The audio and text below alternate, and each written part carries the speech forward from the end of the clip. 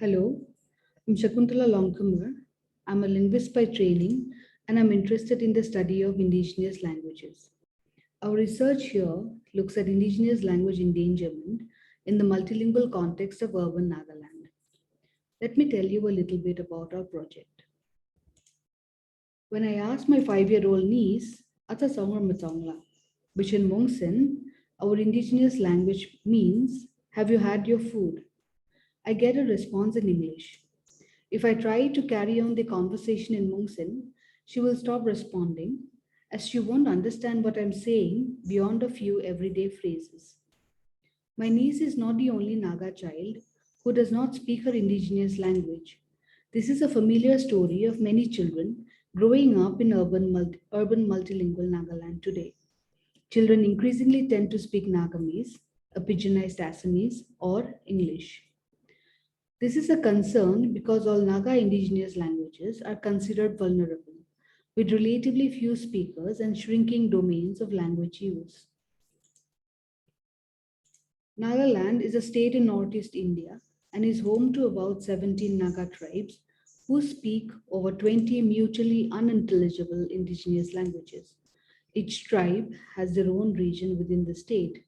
However, with urbanization, living alongside other tribes is becoming more common. The main such urban center is Dimapur, the commercial capital of Nagaland.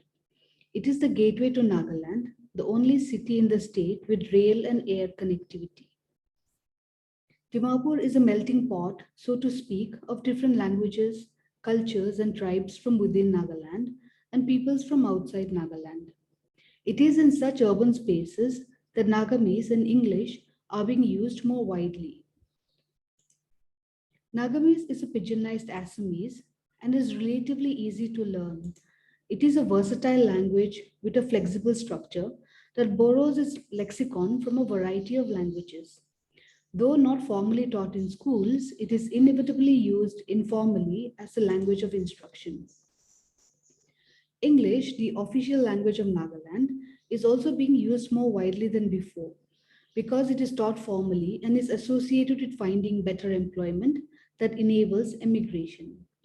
Unlike English, Nagamese is viewed as low status in Naga society and yet continues to be widely used across classes and even by the elite. Political speeches too are made in Nagamese, though government communication is generally in English. Today, a majority of people in Nagaland speak more than one language. According to data from the Census of India conducted in 1951, most Nagas would speak only one language. But this has changed over the decades. By 2011, half of the major indigenous language speakers spoke at least one other language. Multilingualism is today becoming the norm in Nagaland. Data also suggests that Nagamese is often the second language which speakers use. In multilingual contexts like urban Nagaland, several competing forces interact, leading to some languages becoming more widely used, while some others are spoken by fewer and fewer people. It is this processes of change that we are interested to understand. Why do some languages succeed while others don't? How do people make choices intentionally or unknowingly about which languages they tend to use? Do these changes in languages alter how people identify themselves? Language is a key feature of our identities, and this is particularly pronounced in indigenous communities. To explore these questions, I will look into how language use is governed by various social processes. Language is used differently in different domains. For instance, what languages do people use in their workplaces, at home, or at the vegetable market? What explains this variation?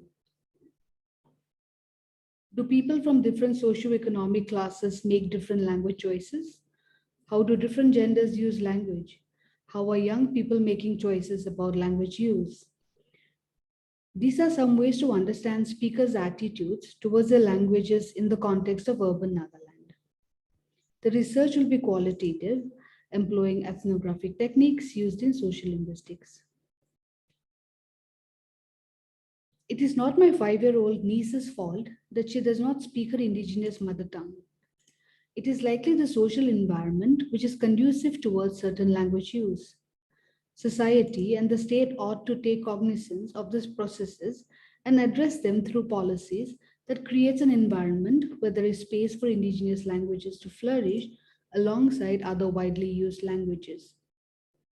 Should my niece and the other children of today who are growing up in multilingual urban Nagaland be given ample opportunity to learn their indigenous mother tongues as well as other languages? Yes, we feel they must. Thank you.